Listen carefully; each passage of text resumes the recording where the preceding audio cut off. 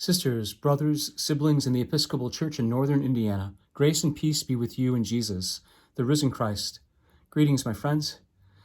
We're now 6 weeks into this pandemic crisis called COVID-19. And again, I want to assure you of my ongoing prayer for each of you daily, for you, your households, all those whose lives are closely linked with yours. Praying also for those who are sick, for their healing, for those who've died, for their rest, and for those who mourn their deaths. I also want to share some important news with you about our camping ministry in the diocese.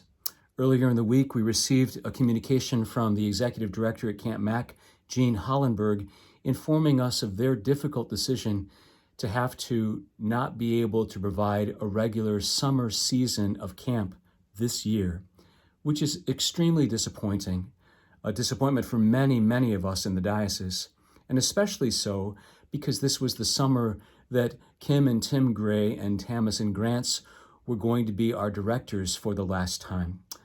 So know that we will look for an opportunity to say thank you to Tim and Kim and Tamison when we can gather publicly together. I also want you to know that if you've registered and given money, you'll be refunded for your registration. And a design team is in the process of gathering to look at ways perhaps that we might gather our young people virtually who were looking forward to camp. More information about that will be forthcoming in the early part of May. I'm also initiating some conversations about a working group being formed to call a new director or new directors to lead our camping ministry. So please uphold all of this in your prayer. I've begun virtual visitations and coffee hours on Sundays at 9 a.m. Eastern and 11 a.m. Eastern for those congregations, faith communities that I was planning to visit during the Lenten season and into the Easter season. It's a wonderful opportunity to gather with them. We're having some conversations about how to have people confirmed, received, reaffirmed, and baptized.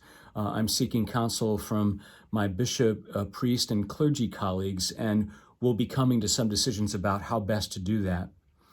Also, some conversations about how we might proceed with the ordination of our transitional deacons to the priesthood in the June timeframe, as we historically have been able to do. Lastly, we've begun some conversations about a phased approach to regathering ourselves as the church in our buildings, which will likely take the next 12 to 18, some suggest maybe even as long as 24 months for us to implement. It may most likely also affect our gathering for diocesan convention and other kinds of gatherings. More resources will be available on our COVID-19 page at ednin.org. So we'll remain in those conversations as long as we need to do that. I'd like to conclude with this prayer that I heard our presiding bishop pray earlier this week. This is another day, O Lord. I know not what it will bring, but make me ready, Lord, for whatever it may be. If I am to stand up, help me to stand bravely. If I am to sit down, help me to sit quietly. If I am to lie down low, help me to do it patiently. And if I am to do nothing, let me do it gallantly. Make these words more than words, and give me the Spirit of Jesus. Amen. Grace and peace.